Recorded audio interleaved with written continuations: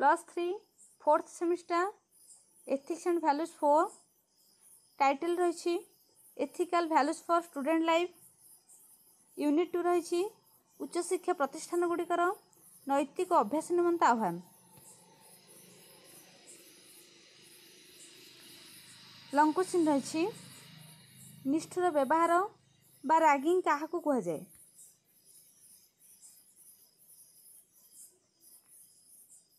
एक निष्ठुर व्यवहार बा रैगिंग शब्द को विश्वर विभिन्न स्थान रे विभिन्न नाम रे नामित करा जायछि जेपरिक हाजिंग गालीगुलज प्रतिश्रुति अशिष्ट भाव खेलिबा इत्यादि। यह प्रत्येकटी नवागत को बर्बर ढंग से स्वागत करिवार समान अभ्यास को सूचित करिथाए। एही कार्य मुख्यतः प्रथम सेमिस्टर प्रथम सप्ताह करा जायथाए। मात्र जदि जड़े छात्र वरिष्ठ छात्रों कथार राजी न हुए तेबे वर्ष सारा यही रैगिंग जारी रही थाए।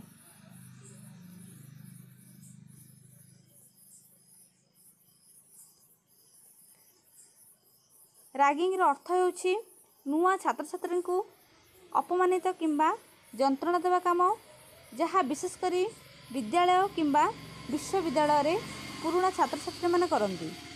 यह को अपमानजनक व्यवहार बोली मते कहा जाए।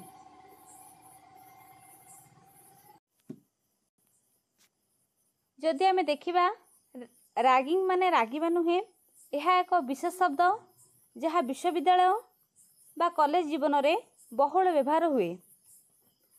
व्यवहृत हुए। रैगिंग किछि सीनियर छात्र छात्री माने नूतन छात्र छात्री मानक उपरे अन्याय भावे चाप दे थांती बेजित कर थांती ता सहित असुविधा किंबा अपमान करिया माध्यम रे अन्याय कार्य गुडी मत कर थांती।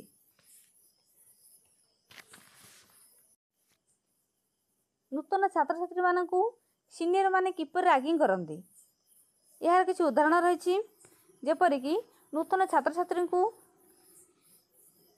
अजणा लोक सम्मुख में कौन सी कथा को नहीं अपमान कराई ता सहित अजणा कथा बा कार्य करने को बाध्य मत कराई जेपरिक नाचिबा हो गीत गाइबा किंबा अभद्र कथा मत कहवा हो ता सहित शारीरिक अत्याचार किंबा मनोवैज्ञानिक चाप मत सृष्टि कराई। रैगिंग माध्यम रे सीनियर छात्र छात्री माने नूतन छात्र छात्री मानक सम्मुख रे किछि असुविधाजनक प्रश्न मत पचारि थांती। समग्र विश्व रे एवं विशेषकर एशियार दक्षिण भाग में रैगिंग रो एक उल्लेखनीय वृद्धि परिलक्षित होइछि जेउथिरे पाकिस्तान बांग्लादेश भारत एवं श्रीलंका अंतर्भुक्त। एही कार्य केवल विद्यालय महाविद्यालय किंबा विश्वविद्यालय रे सीमित नुहे यह आम समाजर प्रत्येक क्षेत्र में एपरिक हॉस्टेल में प्रवेश कर वर्तमान रैगिंग एक फैशन में परिणत है। विशेषकर जो दिन ठारू आवासिक परिसर में हॉस्टेल निर्माण है से ही दिन ठारू यह एक धराबंधा रूटीन परि कार्य करुछि जो वरिष्ठ माने संश्लिष्ट होई गर्व और आत्मसंतोष लाभ करुछंती से माने जुक्ति करन जे यह द्वारा एक सौहार्दपूर्ण वातावरण सृष्टि होगा संगे संगे सान मानक मध्य एक ऐकांतिक संबंध सृष्टि होता है। एठारे हृदयंगम हुए जे यह केवल अपमान किंबा निर्यातना सृष्टि करिबा नाही बरं जड़े व्यक्तिर आत्मसम्मान आत्मविश्वास एवं व्यक्तित्व रे मध्य नकारात्मक प्रभाव पकाइब।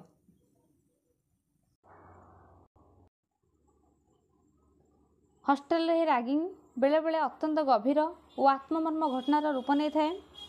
यह शिक्षा देवा बा मजाक माय नुहे बरं यह एक अपराध अटे। बर्तमान आम देखा हॉस्टेल रैगिंग होगा द्वारा नूतन छात्र छात्री किपर यार सम्मुखीन होती। सीनियर माने नूतन छात्र छात्री को अन्य आदेश दे थांती जेपरिक राति अनिद्रा बा जागी रहा लाइन आसी हाजर होगा इत्यादि।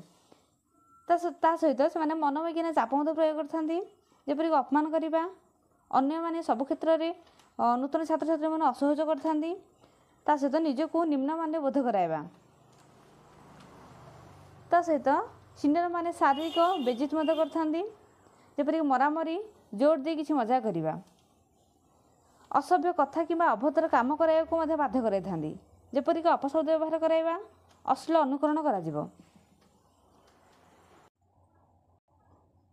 ହଷ୍ଟେଲରେ ରାଗିଂ ହେବା ଦ୍ୱାରା ଏହାର ଫଳାଫଳ ନୂତନ ଛାତ୍ରଛାତ୍ରୀମାନଙ୍କ ଉପରେ କ'ଣ ପଡ଼ିଥାଏ ନା ଏହାଦ୍ୱାରା ନୂତନ ଛାତ୍ରଛାତ୍ରୀମାନେ ଟିକେ ଭୟଭୀତ ରହିଥାନ୍ତି, ସେମାନେ ମନବିକ୍ଷୁବ୍ଧ ହୋଇପାରନ୍ତି।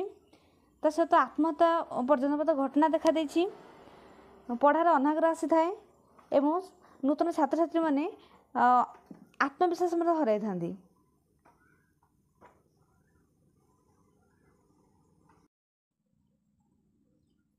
ବର୍ତ୍ତମାନ ପରିସ୍ଥିତିରେ ରାଗିଂ ସାଧାରଣ ମାନବ ପଦ୍ଧତିରୁ ନିଷ୍ଠୁର, ନିର୍ଦ୍ଦୟ ଏବଂ ଅମାନୁଷିକ ପଦ୍ଧତିରେ ପରିବର୍ତ୍ତିତ ହୋଇଛି, ଯାହା ବିଶେଷ କରି ତଦାରଖର ଅଭାବ ଏବଂ ପର୍ଯ୍ୟାପ୍ତ ମାର୍ଗଦର୍ଶନ ଅଭାବ ହେତୁ ହୋଇଥାଏ। ଜଣେ ବ୍ୟକ୍ତିକୁ ମାନସିକ ଏବଂ ଶାରୀରିକ ଭାବରେ ବିରକ୍ତ କରିବା, ଥଟ୍ଟା କରିବା ଏବଂ ନିର୍ଯାତନା ଦେବା ଭଳି କାର୍ଯ୍ୟ ନିୟନ୍ତ୍ରଣ ବାହାରକୁ ଯାଇ ମାନସିକ ସ୍ତରରେ କ୍ଷତି ଘଟାଇଥାଏ। ଏପରି କିଛି ଘଟଣା ଅଛି ଯେଉଁଠାରେ ଏପରି ବ୍ୟବହାର ଗୁରୁତର ଶାରୀରିକ ଓ ମାନସିକ ଆଘାତ ଦେଇଛି ଏବଂ ବେଳେବେଳେ ଆତ୍ମହତ୍ୟା ଆକାରରେ ଛାତ୍ରଙ୍କ ମୃତ୍ୟୁର କାରଣ ମଧ୍ୟ ହୋଇଛି। ରାଗିଂର ଶିକାର ହେବା ପରେ ଛାତ୍ରଛାତ୍ରୀଙ୍କ ଉପରେ ମାନସିକ ପ୍ରଭାବ, ଶାରୀରିକ ପ୍ରଭାବ, ଶିକ୍ଷା ଉପରେ ପ୍ରଭାବ ଓ ସାମାଜିକ ପ୍ରଭାବ ପଡ଼ିଥାଏ। ମାନସିକ ପ୍ରଭାବ ରହୁଛି ଛାତ୍ରଛାତ୍ରୀମାନେ ଡିପ୍ରେସନକୁ ଚାଲିଯାଇଥାନ୍ତି, ତା ସହିତ ନିଜ ଉପରେ ସେମାନେ ଆତ୍ମବିଶ୍ୱାସ ହରାଇଥାନ୍ତି, ଭୟ ଓ ଅସୁରକ୍ଷାର ଭାବ ମଧ୍ୟ ସେମାନଙ୍କ ମଧ୍ୟରେ ଆସିଥାଏ, ଯେପରିକି ହଷ୍ଟେଲ, କ୍ଲାସ୍ କିମ୍ବା କ୍ୟାମ୍ପସକୁ ଯିବାକୁ ସେମାନେ ଭୟ କରିଥାନ୍ତି। ଶାରୀରିକ ପ୍ରଭାବ କ'ଣ ରହିଛି? ଚୋଟ ଓ ଶାରୀରିକ ଯନ୍ତ୍ରଣା। କେତେକ ଘଟଣାରେ ମାରପିଟ, ଦଣ୍ଡ ଦିଆଯିବା ଦ୍ୱାରା ଶାରୀରିକ ଚୋଟ ମଧ୍ୟ ଲାଗିଥାଏ। ତା ସହିତ ଅନିଦ୍ରା ରହିଥାନ୍ତି, ମୁଣ୍ଡ ବ୍ୟଥା ଓ ଅତି ଦୁଃଖ ଅନୁଭବ ମଧ୍ୟ କରିଥାନ୍ତି। ଲମ୍ବା ସମୟ ଯାଏଁ ଶରୀର ଓ ମନ ଉପରେ ଏହାର ପ୍ରଭାବ ରହିଥାଏ। ଶିକ୍ଷା ଉପରେ କ'ଣ ପ୍ରଭାବ ପଡ଼ିଥାଏ ନା ପାଠ ପଢ଼ାରେ ମନ ଲାଗେ ନାହିଁ, ଆଗ୍ରହ କମିଯାଏ, କଲେଜ ଛାଡ଼ିଦେବା ଚିନ୍ତା ମଧ୍ୟ ସେମାନଙ୍କ ମନରେ ଆସିଥାଏ। ବହୁତ ଛାତ୍ର ଏମିତି ଅନୁଭବ ପରେ ଶିକ୍ଷା ଅଧାରେ ଛାଡ଼ି ଚାଲିଯାଇଥାନ୍ତି।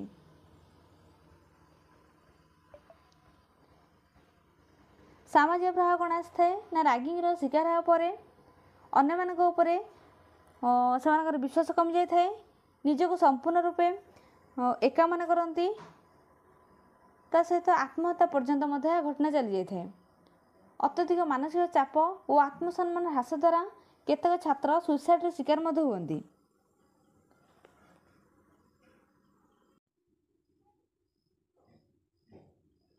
ରାଗିଂ ଏକ ଦଣ୍ଡନୀୟ ଅପରାଧ। ଯଦି କୌଣସି ଶିକ୍ଷାର୍ଥୀ ମହାବିଦ୍ୟାଳୟର ପରିସରରେ ରାଗିଂରେ ସାମିଲ ହୁଏ, ତେବେ ଆଇନ ଅନୁଯାୟୀ ଦଣ୍ଡିତ ହେବ, ଯେପରିକି ଅନୁଷ୍ଠାନରୁ ବାହାର କରିଦିଆଯିବ। ଯଦି କୌଣସି ଛାତ୍ରଛାତ୍ରୀ କୌଣସି ବୃତ୍ତି ପାଉଥାନ୍ତି, ସେଥିରୁ ବଞ୍ଚିତ ହେବେ। ପରୀକ୍ଷାରୁ ତାଙ୍କୁ ବାଦ ଦିଆଯିବ। ନିକଟସ୍ଥ ପୁଲିସଙ୍କ ନିକଟରେ ଏଫଆଇଆର୍କୁ ରୁଜୁ କରାଯିବ। ତାଙ୍କ ବିରୁଦ୍ଧରେ ଅପରାଧ ସଂକ୍ରାନ୍ତୀୟ କାର୍ଯ୍ୟାନୁଷ୍ଠାନ ଗ୍ରହଣ କରାଯିବ।